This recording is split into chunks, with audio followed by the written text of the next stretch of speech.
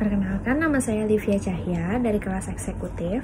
Pada kesempatan video kali ini, saya akan membahas mengenai pasar uang. Pertama-tama, kita akan membahas mengenai pengertian dari pasar uang. Pasar uang ini ialah yang mempertemukan pihak yang menawarkan dana atau biasa disebut sebagai kreditur dan pihak yang memerlukan dana atau disebut sebagai debitur.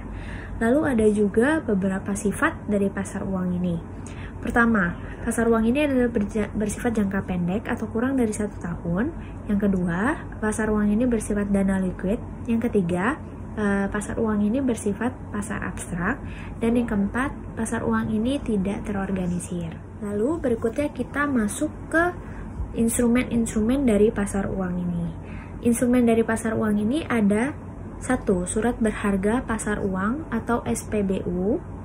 Ini ialah surat berharga yang diperjualbelikan dengan cara diskonto dengan Bank Indonesia atau lembaga lainnya yang ditunjuk oleh BI.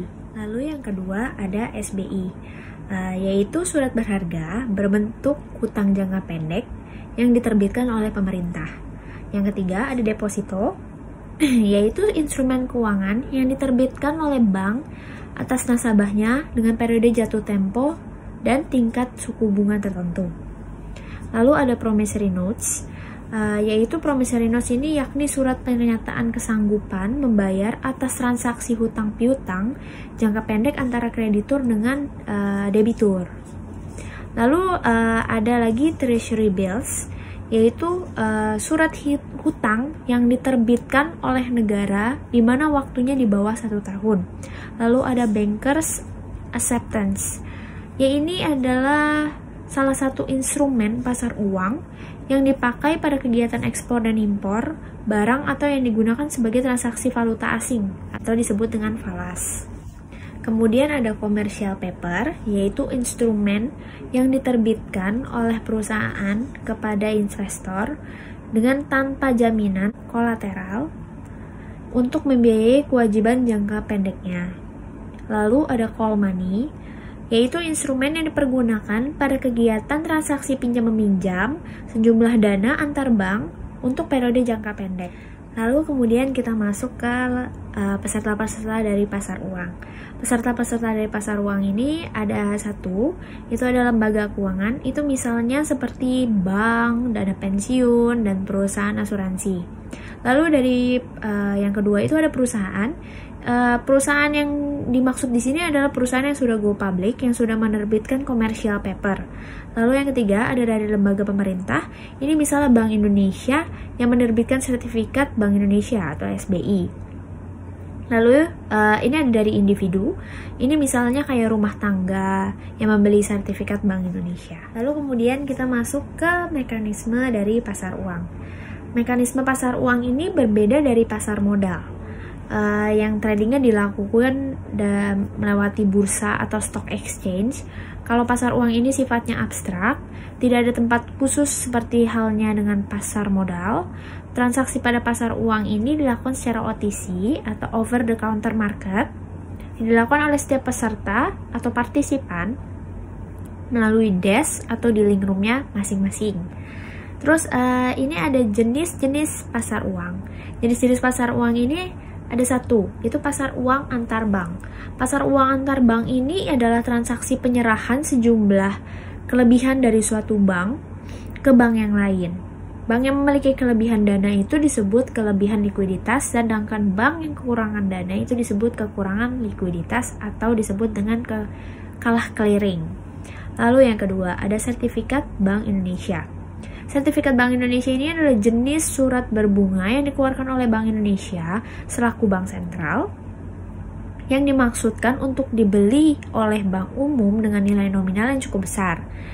Tujuan Bank Indonesia mengeluarkan sertifikat tersebut adalah mengurangi peredaran uang dalam masyarakat.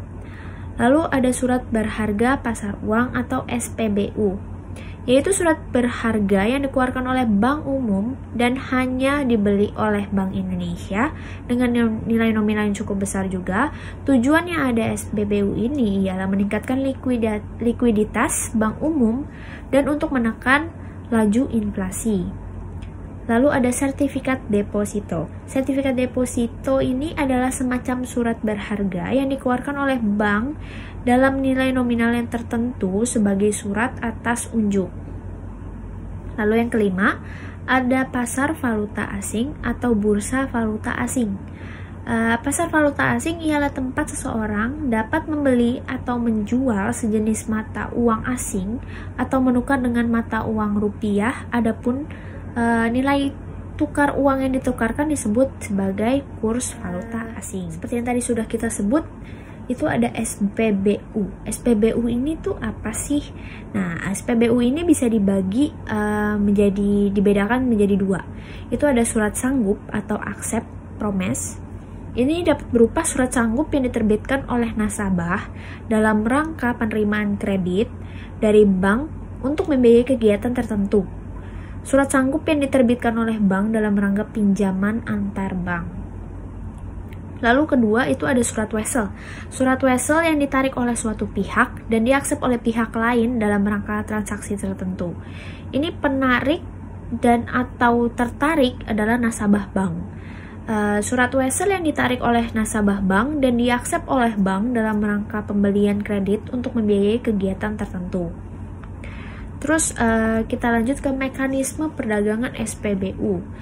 Ini mekanisme perdagangan SPBU ini adalah usaha atau masyarakat yang merupakan nasabah berbentuk badan usaha maupun perorangan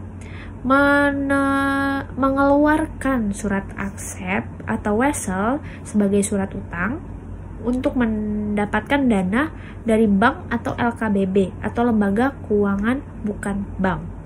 Kemudian SPBU diperjualbelikan oleh bank dan LKBB melalui security house atau perantara maupun melalui pasar sekunder, yaitu diperjualbelikan antar lembaga-lembaga keuangan itu sendiri serta dunia usaha ataupun masyarakat.